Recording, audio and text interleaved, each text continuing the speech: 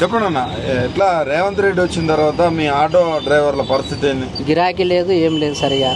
బస్సులు ఫ్రీగా పెట్టిరు. బస్సులు ఫ్రీ అయినాకంటే ఇంకా మామూలే ఉంది గిరాకీ అయితే. అది ఇప్పుడు కొత్త వాదన వస్తుంది. నిన్న ఏమంటుండంటే స్టేజ్ల మీద ఆటో డ్రైవర్లందరూ ఇప్పుడు ఉన్న ఆటోలన్నీ తీసేసి ఎలక్ట్రిక్ ఆటోలు కొనుక్కోమంటుండు. ఎలక్ట్రిక్ ఆటోలు అంటే ఇప్పుడు ఈ ఆటోలు తీసేసి ఆటో కొనాలని మళ్ళీ అప్పు చేయాలి కదా మేము. అప్పిచ్చేటోడు ఉండాలి కదా. ఇప్పుడు సీఎం రేవంత్ రెడ్డికి అప్పు ఎవరు ఇస్తలేరు, మాకెవరు ఇస్తారు? ఇంకా అంతేనా? సీఎం రేవంత్ రెడ్డి చెప్తున్నాడు కదా, అప్పు ఏడ ఉడతలేదు, నన్ను కోసినా కూడా ₹1 వెళ్తలేదు, ₹1 దొరుకుతలేదు, అప్పు ఎవరు ఇస్తలేడని. మాకెవరు ఇస్తారు? ఆటోలకి ఇప్పటికే గిరాకీ లేక పరిసరలో ఉన్నాము. ఉన్న ఆటో తీసేసి ఎలక్ట్రిసిటీ ఆటో కొనుక్కోవాలంటే ఇప్పుడు ఇవి కొందరు కిరాయిలు ఉన్నారు, కొందరు ఫైనాన్స్ క్లియర్ అయిన వాళ్ళు ఉన్నారు.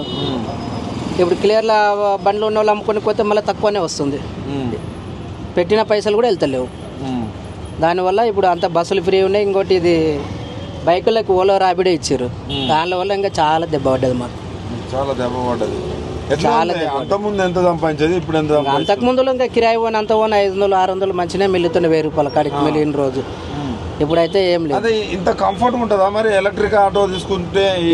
నడుతుందా? నడిపిన వాళ్ళకి తెలుస్తాను, మాకు తెలియదు. మేము ఎప్పుడు నడపలే బండి, ఎప్పుడు నడపలే. అది ఇంకోటి బ్యాటరీతో నడుస్తుంట. బ్యాటరీ ఎంత ఒక 1,80,000 1,20,000 ఉంది అంటారు. ఆ బ్యాటరీ పోతే బ్యాటరీ వేసుకోవాలి. మొత్తం మెయిన్ పాయింట్ అది బ్యాటరీతోనే నడుస్తుంది.